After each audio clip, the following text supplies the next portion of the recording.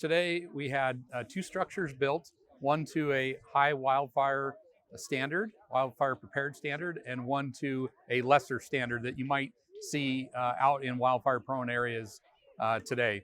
And so the point of the demonstration is to show the importance of the building materials in the immediate surrounding area, known as defensible space, and particularly that first 5 feet being non-combustible material in there. That's where embers have a chance to land, ignite, mulch, and then and plants and wood fences and so forth, and the fire can transition to the structure. But when you have a complete non-combustible zone 0, that eliminates that ember potential from igniting materials and then having it get to the structure. And so we sometimes get a question about, why should I seek the designation of wildfire prepared home? Well, simply, it provides the highest level of resilience for your home. These actions are something that a homeowner can do to reduce the risk from exposure to wildfire, giving it the best chance of making it through the next wildfire. One more question. The Wildfire Prepared Home program is based on research and field validation from post-fire analysis on the nation's largest and most destructive wildfires. And it creates a set of mitigation actions from the roof to the ground, all about the exterior components of the home, the materials it's made out of, and then the immediate surrounding areas known as defensible space, particularly that first 5 feet of creating a non-combustible zone. And then from 5 feet out to 30 feet, you can start introducing mulch and plants and other things, but just be smart about where you place them and the separation distance between them. And then as you go out further than that, 30 feet to 100 feet, then you can have more and more plants. Just, again, need to be smart about their placement, their separation distance between the plants. So again, this gives the home the best chance of surviving, and the best thing you can do is to reduce that risk. I mean, it was just in a neighborhood just a mile away from me last night that they lost most of their home because of a fire in the garage. Obviously, those things are still going to happen to an extent, but we can all be safer and do a better job of preventing them. Important to us, first of all, there's the physical mitigation, the mitigation of being able to make sure that the home is safe, so that we recognize when a person loses their home and their belongings. That's devastating. So we want to stop that where we can. That's important to us. We care about individuals, we care about their belongings, we want to protect that. But then the mitigation also means is how do we help diversify that risk? How do we keep a healthy marketplace? How do we allow carriers to stay in a state where there are wildfires and there's wildfire prone? How do we mitigate the cause of those fires, and how do we mitigate that risk? Idaho has, if you look at the map, has been the home of a lot of big fires, and that they're getting more frequent and larger over and over. We've had the last couple of years have been pretty good, but the trend is not necessarily our friend, and that's part of what we're here talking about. You may see the flames to be a ways away, but those embers are what jump forward and open that home to the point of ignition. If embers land on your doorstep, though, we want to make sure that that is their last resting place. Diesel mixture, and firefighters use this to light fires, to burn up the fuel between their line, their control line, and the fire that's oncoming. And what we're doing here is using the trigger torch to simulate that embers are landing in the wood mulch here in front of the structure on the right, and then you'll light the same number of fires in front of the structure on the left. And then we'll watch these embers, just how they burn. We have a natural, pretty significant natural wind today, and that's going to help push those fires along, and we'll watch this play out. So those of you who saw the presentation in the conference room when we came up here, you saw that when GMA was at our facility, the embers lit the things that were out in front of the building. We don't want to cast a bunch of embers right out here, so that trigger torch is simply providing the means as if the ember had landed. That 5-foot non-combustible zone, as we showed in the demonstration for GMA and in the presentation slides, is going to be the difference here. It takes a while. It's not instantaneous, but that's the whole point. You might think, well, these are small fires. Firefighters will come to my house. They'll put these fires out to protect my house. And in instances where they're available to be at a house, yes, they are very effective at doing that. But they're not always available in the corners getting going. That's called a re-entry corner, where the fence and the side of the structure come together. That tends to funnel air right into that area and circulate it, and will stretch the fire up the siding underneath the eaves. And you can smell and sense the difference as the landscaping starts to burn, the wood starts to burn, and you better mulch. You can almost taste the sun, the difference there. Get it right up in there to the tree line, so you have to look over there. No fire on the structure yet, but it's getting close.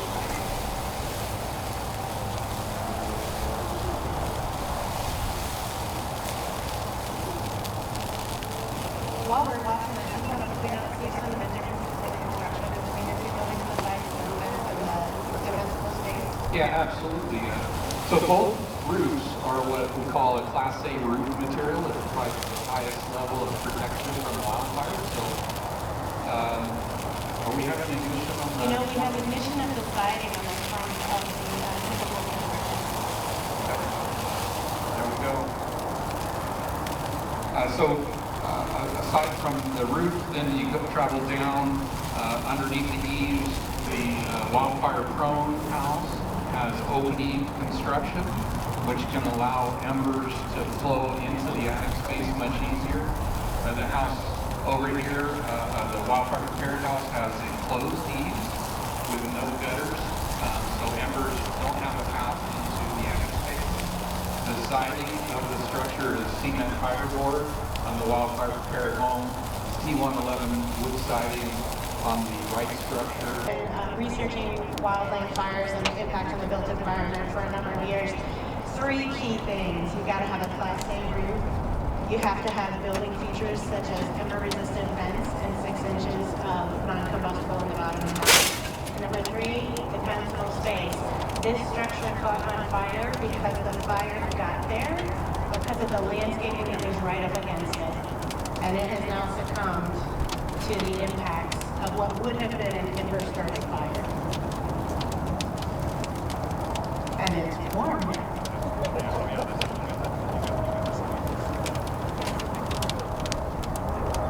I think we're at the point where the structure is well involved, and we'd like to transition to having media step forward to talk to our key officials here. If you have any questions.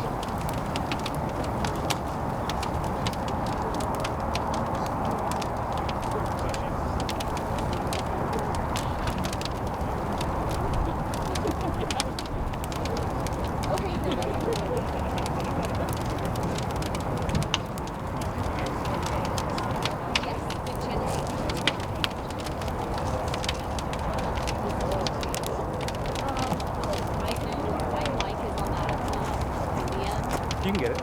I can.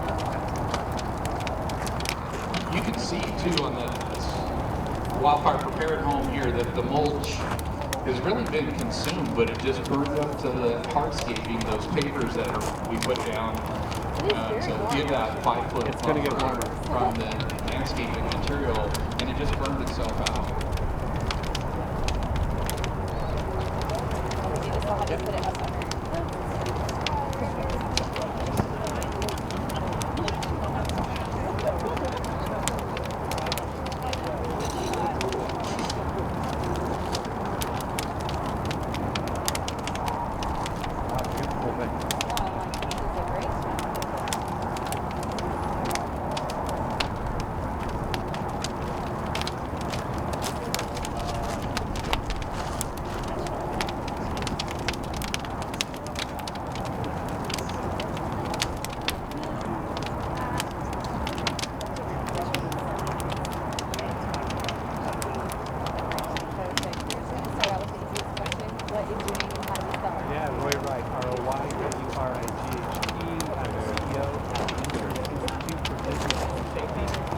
IBHS.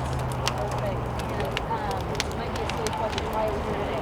Yeah, we're just looking at the impact of how homes succumb to wildfire. We use so much to fight wildfire when it's out in the wild, but as it then approaches the community-built environment, we're looking at how you can narrow its path of destruction and keep that fire from spreading inside the community.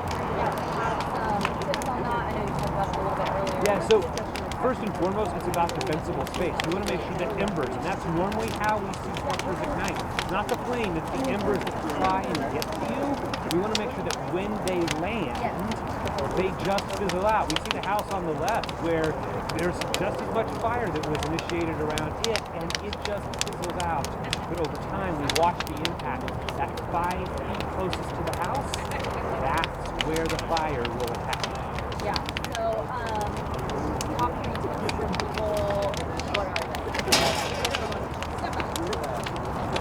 First of all, the 5 feet closest to your house, nothing combustible. So move those plants back from that area. Secondly, make sure that your attic vents are screened in because you want to make sure embers can't get in. And then finally, you want to make sure that all other kind of combustible furniture and the like, you know how to do it so that when things come. And finally, all that kind of pine needle and other things that fall from the beautiful trees, make sure you're blowing that stuff away from you. Yeah. So I know we're talking about wildfires specifically. Live in neighborhoods should follow some of these. Yeah, so if you were within 1 mile of that wildland interface, you're at risk. Oftentimes we're thinking about the house right up next to the parkland, right up there. They have a risk. But those embers regularly pick up and fly. They go off a half mile or more. And so when that fire might feel like it's going to be an edge, it will. And so when that ember lands, you want to make sure it's just going to fizzle out and not ignite your landscaping, your furniture,